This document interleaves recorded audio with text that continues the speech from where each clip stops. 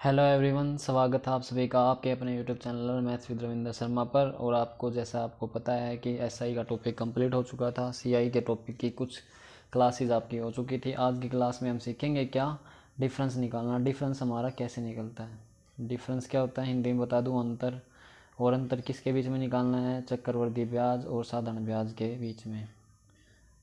Always always आपको ये पता होना चाहिए, जब टाइम सेम हो और रेट सेम हो, टाइम सेम हो और रेट सेम हो तो ऑलवेज हमेशा सी आई ज़्यादा रहेगा एस आई से।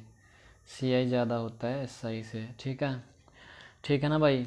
तो अब यहाँ पे देखोगे कि जो चीज़ें हमसे पूछी जाती हैं, पहले हम 2 साल के बारे में बातें कर लेते हैं और रेट हमारी पहले एक ही रहेगी 2 साल के अंदर। तो हम कैसे निकालते हैं डिफरेंस, आइए एक बार उन बातों को सीखते हैं। तो पहले तो आपका एक सिंपल सा फॉर्मूला लग जाता है। अगर आपकी रेट सेम हो या रेट अलग भी हो, सेम हो और चाहे अलग भी हो, तो वहाँ पे हम एक फॉर्मूला अप्लाई करते हैं। वो फॉर्मूला क्या रहता है हमारा? वो रहता है D equal to principal R by 100 का स्क्वायर। ठीक है, चाहे वो फ्रैक्शन में हो, चाहे वो मिक्स्ड फ्रैक्शन में हो, परसेंटेज यानी रेट, दोनों वैल्यूज़, इससे हमारा फॉर्मूले से 2 साल का डिफरेंस निकल आता है। अब कैसे निकलेगा उसको हम एक बार देखते हैं। यहाँ पे जैसे मैं यहाँ पे डिफरेंस कितना निकालना है वो तो हमें अंतर तो निकालना है। और प्रिंसिपल दे रखा है 40,000, रेट दे रखी है 10%, टाइम दे रखा है 2 साल। हमें डिफरेंस निकालना है। डिफरेंस हमारा हो जाएगा 40,000 गुणा 10/100 और स्केयर करेंगे तो 10/100। ये 2 जीरो से ये 0 कट जाएंगी, इस 2 जीरो से ये 2 जीरो कट जाएंगे। तो डिफरेंस कितना आ गया? 400 रुपीज़ आंसर आ गया। वैसे ये फॉर्मूला यार लर्न रखना आपको, आपका काम हो जाएगा। ठीक है, आपका काम हो जाएगा। तो फर्स्ट क्वेश्चन आपका कंप्लीट हो चुका है। नेक्स्ट क्वेश्चन देखते हैं। नेक्स्ट क्वेश्चन क्या है हमारा? नेक्स्ट क्वेश्चन है हमारा कि भाई इसमें थोड़ी सी रेट चेंज कर दी। रेट दे रखी है मिक्स फ्रैक्शन में, रेट दे रखी है मिक्स फ्रैक्शन में। तो ठीक है, मिक्स फ्रैक्शन में रेट दे रखी है तो हम क्या कर लेते हैं, हम क्वेश्चन को शुरू करते हैं एक बार। प्रिंसिपल आर बाई 100 का स्क्वायर। यहाँ पे देखो आर बाई 100 का स्क्वायर का मतलब क्या है कि आपने ये वैल्यू किस में चेंज की है? फ्रैक्शन में। ये वैल्यू किस में चेंज की है? फ्रैक्शन में। तो मैं इस वैल्यू का फ्रैक्शन में पहले से ही निकाल लूँ। तो आप मुझे कहोगे प्रिंसिपल कितना है? 20,000। मैं कहूँगा आर बाई 100 करोगे तो रेट है, यानी रेट 12 से 1/2% की फ्रैक्शन वैल्यू क्या होती है? आप मुझे कहोगे सर ये होती है हमारी 1/8। ये क्या होती है हमारी? 1/8 होती है। तो मैं कहूँगा यहाँ पे रेट 1/8 है तो 1/8 का स्क्वायर हो जाएगा। हम आप कहोगे बिल्कुल हो जाएगा। तो मैं कहूँगा 20,000 गुणा 1/8 गुणा 1/8, 8 से काटेंगे 8 दूनी 16, 8 पंजे 40, 2500। फिर 8 से दोबारा काटेंगे 8 तिया 24, एक बच जाएगा सिंगल, 8 एकम 8, 8 दूनी 16, 8 पंजे 40। यानी जो आपका डिफरेंस होगा वो 312.5 रुपये आपका आंसर हो जाएगा सी आई और एस आई के अंदर। दोबारा बता रहा हूँ, अगर सिंपल रेट दे रखी है 10, 20, 3, 4, 5, 6% ऐसी दे रखी है तो आप आर की जगह पे वो रख दो, डायरेक्ट निकाल लोगे 100 नीचे करने के लिए। वैसे ये भी वैल्यू किस में आती है? फ्रैक्शन में होती है, क्योंकि आर बाई परसेंटेज का साइन हटाते हैं और नीचे 100 लिख देते हैं और उसी से हमारी क्या बन जाती है? फ्रैक्शन में कन्वर्ट हो जाती है। यही चीज़ मैंने यहाँ पे क्या किया, आपको वैल्यू दे रखी थी इसमें मिक्स फ्रैक्शन में, तो हम यहाँ पे क्या पुट कर दिया। मैं यहाँ पे लिखता भी तो आपको 12 दूनी 24, 25 बटे कितना आ जाता? 200। तो 1/8 होना था, वहीं से मैंने डायरेक्ट यहाँ पे लिख दिया, हमारी वैल्यू निकलाई। चलिए अब नेक्स्ट क्वेश्चन देखते हैं। जब आपकी जो हर साल आपकी क्या चेंज हो रही हो, आपकी रेट चेंज हो रही हो, तो हम क्वेश्चन को कैसे करेंगे। नेक्स्ट क्वेश्चन है आपका,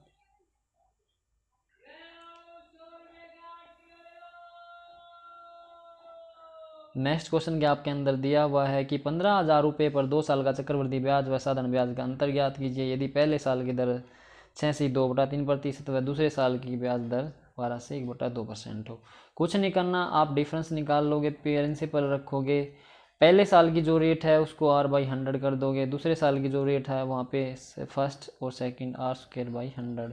आर स्क्वायर या आर बाई 100 का मतलब क्या है कि हम ये वैल्यू फ्रैक्शन में कन्वर्ट कर रहे हैं, तो हम डायरेक्ट वो जो वैल्यू लिखी हुई है उनको हम फ्रैक्शन वैल्यू भी लिख सकते हैं। प्रिंसिपल कितना है? आप कहोगे सर 15,000 है, तो मैं कहूँगा आप इंटू में कर दो। ये कितना है? 6 से 2/3% है। इसकी वैल्यू क्या होती है आपको पता होना चाहिए। 6 से 2/3% को जब मैं चेंज करूँगा 3 से 18, 2 20, 20 बटे कितना हो जाएगा 600। 20/600 को अगर काटूंगा तो 20/300, तो ये कितना आ जाएगा 1/15, यानी यहाँ पे वैल्यू रख सकता हूँ मैं 1/15 इंटू 12 से 1/2% की वैल्यू क्या होती है फ्रैक्शन में, आपको अभी निकाली थी पहले वाले क्वेश्चन में, तो ये कितनी होती है 1/8।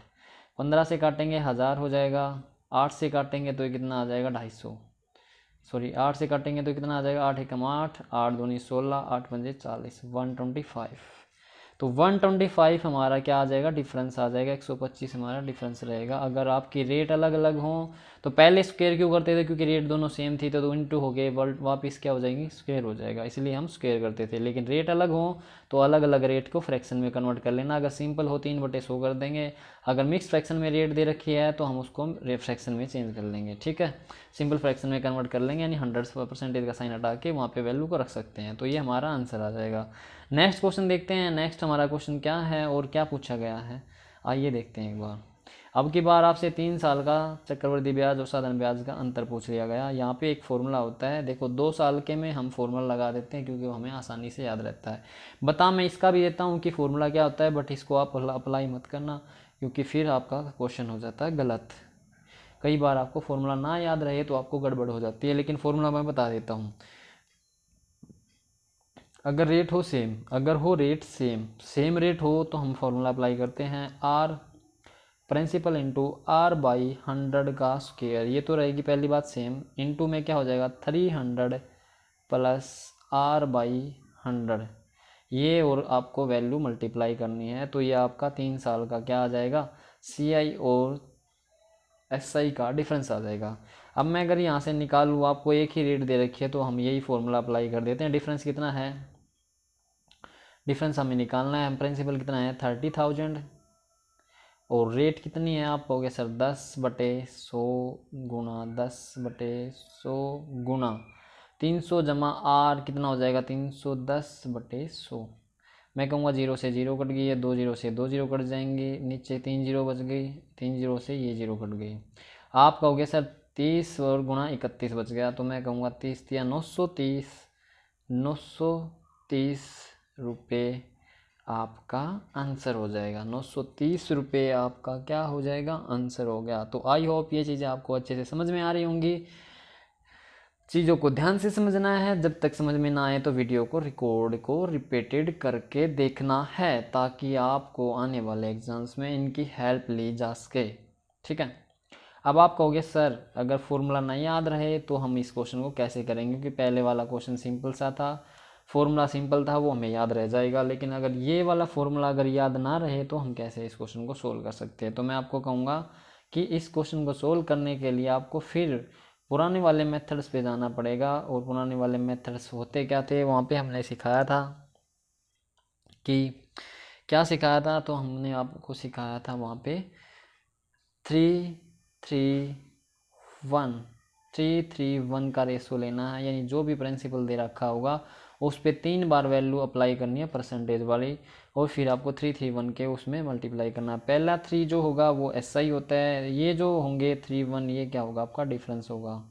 यहाँ से भी हम क्वेश्चन को सोल्व कर सकते हैं। आपको कैसे, तो मैं 30,000 का 10% निकाल दूँ, 30,000 का 10% निकाल दूँ तो आपको पता है ये कितना आएगा 3,000 आएगा ना।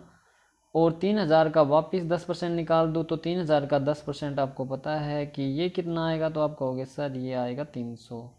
मैं कहूँगा 300 का वापस 10% निकाल दो तो 300 का वापस 10% निकाल लेंगे तो ये कितना हो जाएगा, ये हो जाएगा 30। मैं कहूँगा 3-3-1 के अनुपात में मल्टीप्लाई करना होता था इनको, आप कहोगे बिल्कुल करना होता था। मैंने कहा था पहले वाले को छोड़ दो क्योंकि ये क्या हमारा सिंपल इंटरेस्ट, इनको जोड़ दो बस, ये हमारा क्या आ जाएगा डिफरेंस आ जाएगा। 300 गुना 3 900 और 900 में 30 जोड़ देंगे तो हमारा कितना हो गया 930। ये क्या वैल्यू आ गई हमारी, डिफरेंस आ गया सी आई और एस आई का, ठीक है। ये हमारे जो रेशो निकले हैं ट्री मेथड से रेशो निकले हैं, मैं डायरेक्ट ट्री मेथड के रेशो को याद रखा है। 2 साल की बात हो रही है तो वहाँ पे 2-1 का, 3 साल की बात हो रही है तो 3-3-1 का, 4 साल की बात हो रही है तो 4-6-4-1 का रेशो याद रखना है, ठीक है। जब ये पहली वाली जो टर्म्स हैं, ये पहले वाली टर्म्स सिंपल इंटरेस्ट होती हैं, ये उनकी वैल्यूज़ का डिफरेंस होती है सी आई और एस आई का, ठीक है। ये बाद वाली जितनी भी टर्म्स हैं वो हमारा क्या रहेंगी डिफरेंस रहेंगी सी आई और एस आई का, ठीक है। चलिए नेक्स्ट क्वेश्चन देख लेते हैं। आपको ये कन्फ्यूजन हो रही सर कि यहाँ पे अलग अलग रेट आ जाए तो हम कैसे करेंगे, वो भी क्वेश्चन हमारे क्वेश्चन एग्जाम में दिया हुआ है, यानी यहाँ पे क्वेश्चन है, नेक्स्ट क्वेश्चन शायद वही होगा। चलिए देखते हैं एक बार। ये देखो नेक्स्ट क्वेश्चन वही मिल गया जो हमारे दिमाग में था। यहाँ पे दिया हुआ है कि आपको डिफरेंस निकालना है CI और SI का 19,200 रुपये पर 3 साल का CI और SI का अंतर ज्ञात करना है। और अंतर ज्ञात करना है तो अंतर के अंदर दे क्या रखा है आपको, जो 3 रेट दे रखी हैं, एक रेट दे रखी है फर्स्ट ईयर के लिए रेट है वो है आपकी, फर्स्ट ईयर के लिए रेट है वो आपकी 12 से 1/2%, इसकी फ्रैक्शन होती है 1/8। दूसरी रेट दे रखी है दूसरे साल के लिए, वो हमारी रेट कितनी है 4 से 1/6%। ये रेट क्या होती है हमारी 19,200 रुपये 3 साल साधारण ब्याज और चक्रवृद्धि ब्याज का अंतर ज्ञात किया। पहले साल की ब्याज 12 से 1/2, सेकंड 4 से 1/6% और तीसरे साल की ब्याज दर है 16 से 2/3%। 4 से 1/6% की वैल्यू क्या होती है आपको हो गई सर 1/24, 1/24। R3 की फ्रैक्शन वैल्यू क्या हो जाएगी 16 से 2/3% की, आपको पता होना चाहिए, ये होती है हमारी 1/6, ये हमारी फ्रैक्शन वैल्यू रहेंगी। अब मैं आपको एक बात बता दूं, अगर आप जाते हो क्या फॉर्मूले से, तो फॉर्मूले से कैसे जाओगे वो भी चीज़ें आपको पता होनी चाहिए, वो भी चीज़ें आपको क्या होनी चाहिए पता होनी चाहिए, उनको कैसे आप सोल्व करोगे। देखो अगर फॉर्मूला अप्लाई करोगे तो मैंने आपको बताया था भाई फॉर्मूला क्या होता है, आप कहोगे सर वहाँ पे हमें लिखवाया गया था प्रिंसिपल इंटू R/100 का स्क्वायर इंटू 300 प्लस R/100।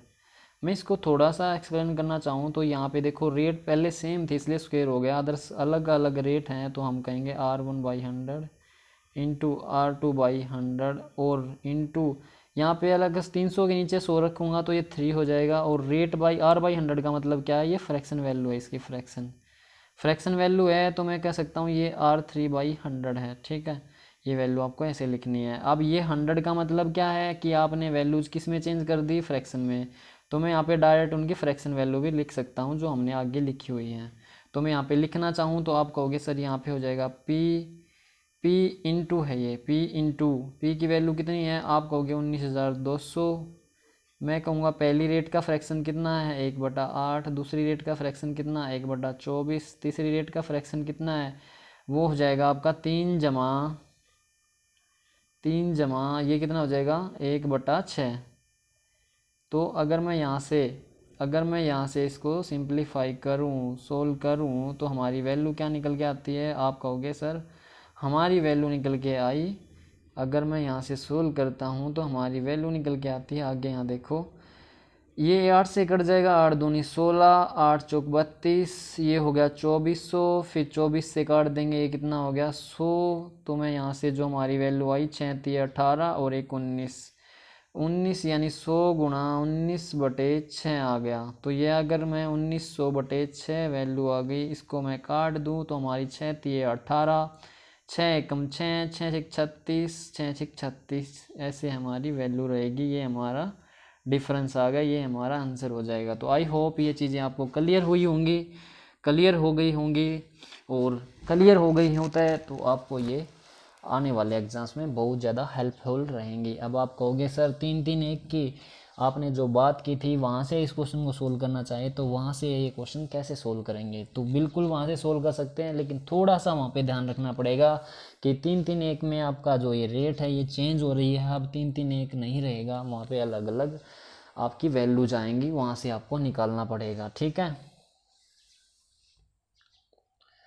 एक बार मैं बता देता हूँ वहाँ से आप कैसे इस क्वेश्चन को सोल्व करोगे। देखो जब हम ट्री मेथड बनाते थे 3 साल की बात करते थे, तो पहले वाला क्या रहेगा सिंपल इंटरेस्ट, फिर यहाँ पे इस वैल्यू पे ब्याज यहाँ पे भी मिलता था और यहाँ पे भी मिलता था, और इस वाली वैल्यू पे ब्याज यहाँ पे भी मिलता था। ठीक है, ये हो गया, और साथ के साथ ये वाली टर्म है जो इस पे भी ब्याज दिया जाता था, है कि नहीं। आप कहोगे बिल्कुल सर, और जब मैं कहता था कि जो अगर रेट सेम होती तो ये भी बराबर होना था, ये भी बराबर होना था, फिर ये भी बराबर होना था, ये भी बराबर होना था, ये भी बराबर होना था, और साथ में ये अलग होना था सिर्फ, और हमें पता है कि जो डिफरेंस आता था वो डिफरेंस किसकी वजह से, ये तो सिंपल इंटरेस्ट, ये भी सिंपल इंटरेस्ट, ये भी,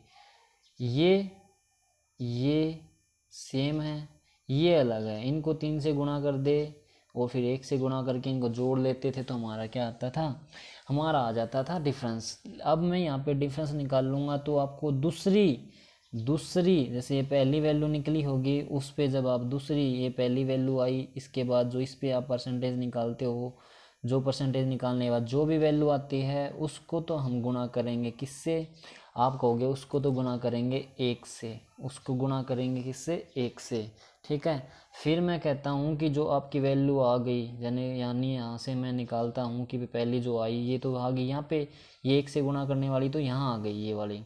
अब आप कहोगे कि जो ये वैल्यू आई है, जो भी ये वैल्यू आ गई 1 से नहीं, ये गुणा होगी, आप यहाँ पे भी दोगे और यहाँ पे भी दोगे और ये दूसरे से गुणा करनी पड़ेगी, तो ये हमारा हो जाता है कन्फ्यूज़न क्रिएट करने वाली चीज़ें हो जाती है, तो इसको हम छोड़ देंगे, हम अपना फॉर्मूला अप्लाई कर लेंगे, क्योंकि हमें वो चीज़ें नहीं सीखनी जो हमें कंफ्यूज करेंगी, हमें वो चीज़ें सीखनी है जो हमारे क्वेश्चंस को आसान बनाएंगी, ठीक है भाई, जो हमारे क्वेश्चन को आसान बनाएंगी, हमें वो चीज़ें सीखनी है। तो आइए नेक्स्ट क्वेश्चन की तरफ चलते हैं। नेक्स्ट क्वेश्चन हमें क्या दे रखा है, नेक्स्ट क्वेश्चन में हमें निकालना क्या है, नेक्स्ट में हमें निकालना है 4 साल का साधारण ब्याज और चक्रवृद्धि ब्याज के बीच में अंतर। देखो यहाँ पे अगर एक रेट दे रखी है तो ही आपका क्वेश्चन पॉसिबल है, अलग अलग रेट दे के आपसे ये क्वेश्चन पूछेगा तो आपको बहुत सारा टाइम इस पे देना पड़ेगा और ट्री मेथड से ये क्वेश्चन सोल्व करना पड़ेगा, ठीक है। अलग अलग नहीं देगा वो, हमें सिर्फ सिंगल दे के तो ही हमें क्वेश्चन को पूछेगा। तो आइए एक बार देख लेते हैं इसको हम कैसे करेंगे। हम बताते थे कि आप जब 4 साल की बात दे रखी हो तो 4, 6, 4, 1 के अनुपात में मल्टीप्लाई करना होता है और जो डिफरेंस रहेगा वो हमारा डिफरेंस रहेगा 6, 4, 1। पहले वाला 4 जो होगा वो हमारा SI हो जाएगा, ठीक है भाई। अब मैं इस पे निकाल लेता हूँ, ये आपका रेशो का मतलब क्या है, 4 बार आपको जो वैल्यू दे रखी है उसके ऊपर परसेंटेज लगानी पड़ेगी।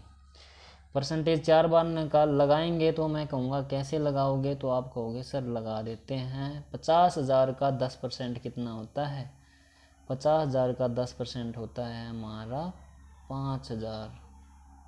फिर 5,000 का 10% कितना होता है, आप कहोगे 500।